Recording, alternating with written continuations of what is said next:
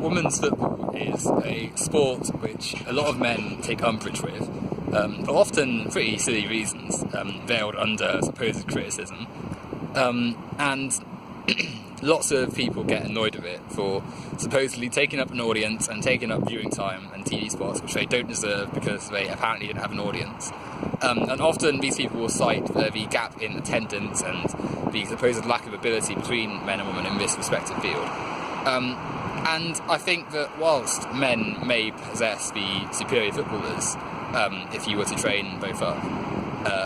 I think there's a disconnect between the criticism that they're experiencing and the actual reality of the situation. So you look at the money that's poured into men's football compared to women's football to show you that one sport clearly has the opportunities and fields to grow more than the other. The figures for a league like the Premier League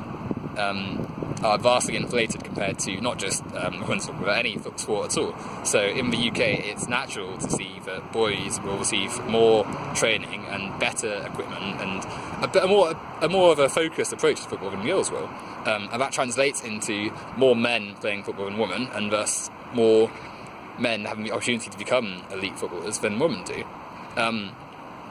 And that doesn't mean that women are never going to be as good as football and women's football can never be as popular, because if women's sport had the effort put into it and the incentives and programmes by the government and by other financial bodies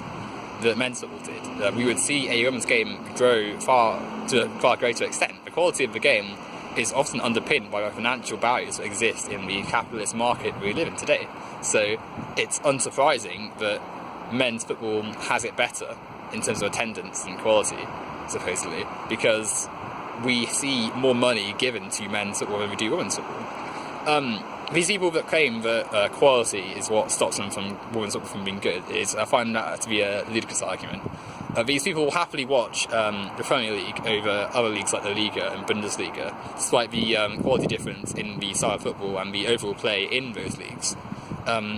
These people will support their local teams, that's like non-league teams, despite the often atrocious football on display there and the lack of any real footballing nuance. And even pub teams often have decent turnouts depending on the local community. So quality isn't often really the issue here. And it's hardly as though people who watch football in general are like thespians of the sport who go for the nuance and the study, because that's not what you see in English football at all.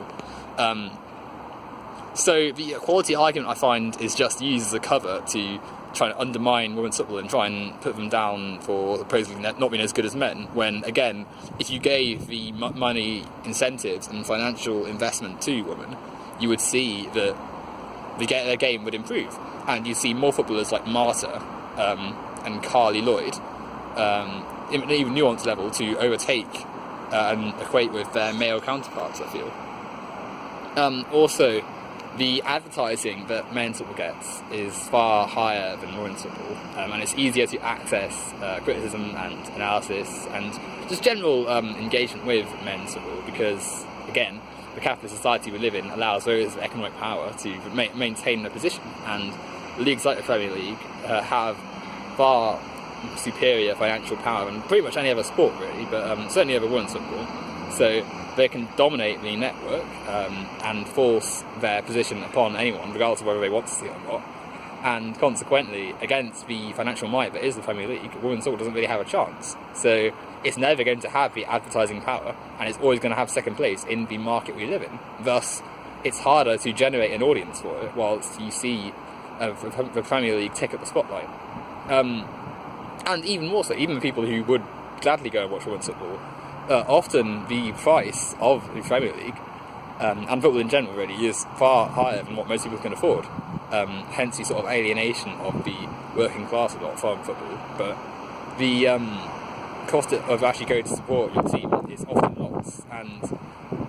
sadly people choose the men over women simply because they don't have enough money, or they can only afford to go and watch the men, because they'd rather watch the men for maybe genuine reasons, who knows, but often there's no money left to go and watch women's football, and that's always going to undermine a sport which is trying to grow. And to counter the claim that women's football will never be popular, I think you can look at the way women's sport is treated at the Olympics. When the Olympics is on and the massive advertising schemes that go into the Olympics are shown around TVs across the world, you see that people go and watch all sorts of sports that perhaps don't even ever appear on TV on the other hand, like hockey, volleyball, like these sports which you probably won't be able to see on most terrestrial TV, suddenly get well-attended venues and lots of coverage at the Olympics, which shows that these sports aren't something that no one wants to go and see, but more a case of people not knowing they're available and not being able to see them on their usual TVs. And then at the Olympics, being able to, and thus enjoying it. There's millions of people around the world who would gladly go and watch these sports, but don't have even money or the knowledge of the sports being aired to go and see it. So to claim that women's sport is just always going to be inferior and never going to have an audience, I find is an arrogant view perpetuated by people who don't understand the capitalist market, or do, but just want to put women down. And by looking critically at our system, we can see why certain sports don't have the popularity others do, and ultimately aim to change it for the better, so that sports for all genders is made better and more inclusive, and thus we end up with a better, healthier population.